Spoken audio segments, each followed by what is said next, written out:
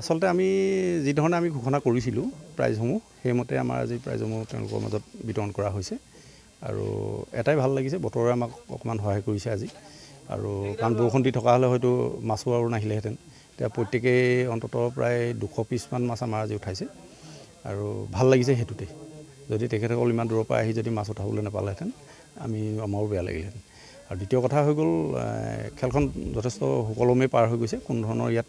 অপ্ৰীতিকৰ পৰিস্থিতিৰ সৃষ্টি হোৱা নাই গতিকে আমি সম্পূৰ্ণ সুখী প্ৰতিযোগী প্ৰায় 220 জনমান মানুহ আমাৰ হৈছে তাতকে নহয় আৰু আসলতে কিছুমান এই যেটো আমাৰ অনুষ্ঠান এই বৰশী বোৱা প্ৰতিযোগিতাৰ অনুষ্ঠানটো যি ধৰণে গঢ় লৈ উঠিছিলে বৰ্তমান সময়ত ইয়াক এখিনি বৰ অসাধু ব্যক্তি লগ হৈ ইয়াক মানে ধ্বংসৰ মুখলৈ আগবঢ়াই নিছে গতিকে তেনে এটা সময়ত এংলাৰসকলৰ মন খুব ভাগি পৰিছে বহুত এংলাৰে ইতিমধ্যে মানে এই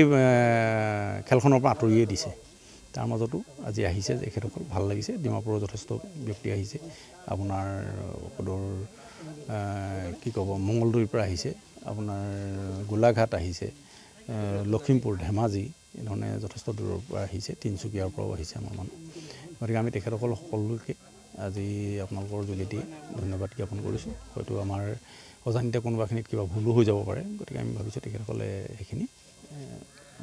আসলতে মই পাতিম বুলি ক'লেও হয়তো নহ'ব পাৰে কাৰণ এইটো প্ৰত্যেকেই এটা কথা আমি স্বীকাৰ কৰিব লাগিব যে আমাৰ ওপৰত এজন আছে তেখেতৰ কিবা হ'ব লাগিব এই ৰাইজৰ ইয়াত লগ পাবৰ কাৰণে কাৰণ এইটো এটা এইখন প্লেটফৰ্মত আসলতে বিভিন্নজনৰ ব্যক্তিক লগ পোৱাৰ এটা মানে মুহূৰ্ত আৰু এইটো সবে আসলতে অনুভৱ নকৰে আমি কিন্তু অনুভৱ কৰোঁ ইয়াত টকা পইচাৰ কথা নাহে টকা পইচাৰ এইটো ব্যৱসায় নহয় আজি ধৰক আমি ইয়াত লগ পাইছোঁ আমাৰ জ্যেষ্ঠসকলক বা আমাৰ গাঁৱৰ ৰাইজ বা বিভিন্ন অঞ্চলৰ ব্যক্তিক ইয়াত লগ পোৱাৰ উদ্দেশ্যটো হৈ গ'ল এই অনুষ্ঠানটো